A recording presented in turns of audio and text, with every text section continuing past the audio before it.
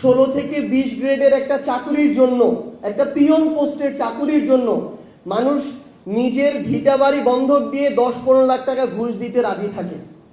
কিন্তু একজন পিয়ন তার ওই বেতন দিয়ে কোনোদিন তার সংসার ভালোভাবে চালাইতে পারবে না। তার মানে ওই 10-15 হাজার টাকা তার মূল লক্ষ্য না। তার মূল লক্ষ্য ওই পদটাকে ব্যবহার করে অসৎ উপায়ে আরো টাকা উপার্জন করা, যেখানে মানুষদেরকে জিম্মি করা হয়, যেখানে অনেক মানুষের সাথে বৈষম্য হয়, অনেক মানুষের সাথে অন্যায় হয়, যেখানে মানুষ তার ন্যায্য অধিকারটা পায় না। তো সামগ্রিকভাবে আমরা একটা চক্রের মধ্যে, দুষ্টু চক্রের মধ্যে ঢুকে গিয়েছি। আমাদের এটা থেকে মুক্তি প্রয়োজন। আমাদের বিগত 16-17 বছরের এই ফ্যাসিস্ট রেজিম তাদের সময়ে পাচার করেছে প্রায় 11 লক্ষ কোটি টাকা, যেটা দিয়ে 35-40টা পদ্মা সেতু নিমিষে বানানো যেত। যেই পদ্মা সেতু নিয়ে এত গৌরব, সেখানেও প্রায় 30-40% টাকা তারা লুটপাট করেছে। আমরা দেখলাম সেই শেখ হাসিনা গর্বের সাথে নির্লজ্জভাবে বলছে যে তার পিয়নেরই প্রায় 400 কোটি টাকা আছে। একজন পিয়ন কতটা লুটপাট করলে সে 400 কোটি টাকার মালিক হতে পারে? তাদের ভূমিমন্ত্রী সাইফুজ্জামান, তার শুধু লন্ডনে বাড়ি ছিল 360টা। মানে আমি শুধু এই কথাটা বলি যে তার শরীরে হাড় 206টা, মৃত্যুর পর এক একটা হাড়কে, তার এক একটা বাড়িকে যদি এক একটা কবর মনে করে এক এক জায়গায় রাখা হয়, তাও অনেক বাড়ি বেঁচে যাবে। তো বাড়ি খেকো এরকম অসংখ্য তাদের মন্ত্রী ছিল, যেখানে এই এক মন্ত্রী সাইফুজ্জামানই প্রায় 10,000 কোটি টাকা পাচার করেছে। আপনি দেখবেন ভাইরা বলেছেন ব্যাংকিং খাত নিয়ে যে এক সালমান এফ রহমান প্রায় 7টা ব্যাংক থেকে 36,000 কোটি টাকা লুটপাট করেছে। এবং শেখ হাসিনার পরে 3-4টা মানুষ মিলে শেখ হাসিনার 3-4টা হাত হিসেবে পুরো বাংলাদেশকে এভাবে নিয়ন্ত্রণ করতো, লুটপাট করত।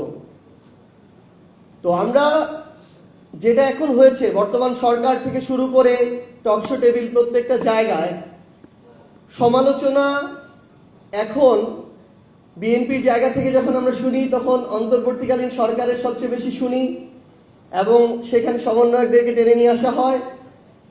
আমরা আমাদের জায়গা থেকে বর্তমান সরকারের সমালোচনাগুলো করি, কিন্তু আমরা যেন বিগত 16-17 বছরের যে এত বড় লুটপাটের রাজ্য, যেটার ফলে একটা গণঅভ্যুত্থান হতে হলো, হাজারের অধিক মানুষকে জীবন দিতে হলো, এত মানুষকে রক্ত দিতে হলো, আমরা যেন এই ইতিহাসগুলো যেন আমরা ভুলে না যাই, এই শোষণগুলো যেন আমরা ভুলে না যাই, এগুলো যেন আমাদের আলোচনায় আসে।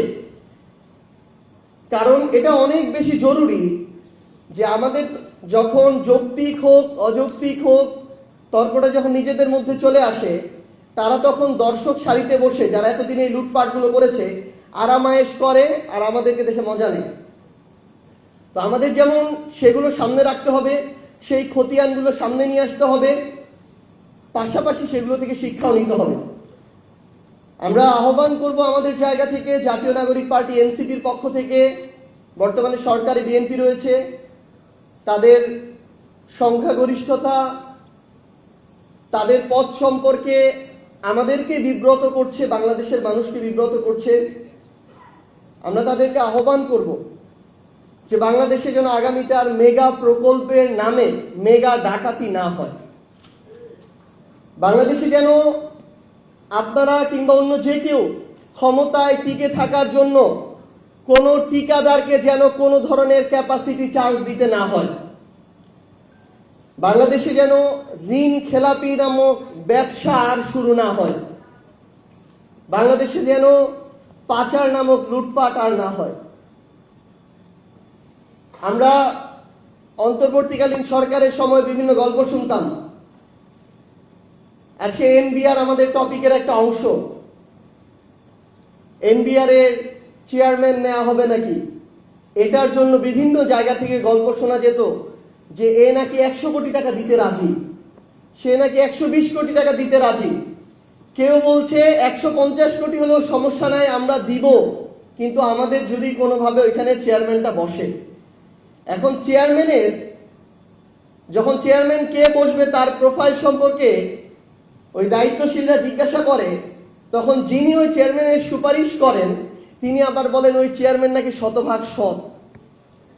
যেই লোকটা 100 কোটি টাকা দিয়ে এনবিআর এর চেয়ারম্যান হইতে চায় সেই লোকটা কিভাবে শতভাগ সৎ হইতে পারে? এবং পরবর্তীতে ওই লোকটার থেকে আবার বিভিন্ন মাধ্যমে দায়িত্বশীলদের কাছে উত্তর যায় যে সেই লোকটার 1 টাকা দেওয়ারও সামর্থ্য নাই, অন্য কিছু মানুষ 100 কোটি টাকা দিয়ে সেই লোকটা ভালো দেখে তাকে সেখানে বসাইতে চায়। তাহলে একবার চিন্তা করেন যে ওই মানুষটাকে যারা এই টাকাটা দিয়ে বা ইনভেস্ট করে সেখানে বসাবে, তারা সেখান থেকে দেশের মানুষের রাজস্বের কত হাজার হাজার কোটি টাকা লুটপাট করবে, দেশকে বঞ্চিত করবে। তো আমাদের এই ধরনের মধ্যবর্তী কিছু দালাল আছে, এই দালালদের থেকে দেশটাকে মুক্ত করাটা খুবই জরুরি। হাসনাত একটু আগে বলেছে এই যে আন্ডার টেবিল নেগোসিয়েশন, এভাবেই এই আন্ডার টেবিল নেগোসিয়েশন গুলো হয়। ভাইরা যেটা একটু আগে বললেন এখানে যে বাংলাদেশের যতটুকু রাজস্ব প্রয়োজন তার ধারে কাছেও যখন হয় না, তখন সরকারকে 2 মাস যেতে না যেতেই 50,000 কোটি টাকা ঋণ নিতে হয়। তো আমরা আমাদের জায়গা থেকে দিন শেষে আহ্বান করব যে আমাদের এই সামগ্রিক একটা সংস্কার দরকার। আমরা গ্রামে দেখি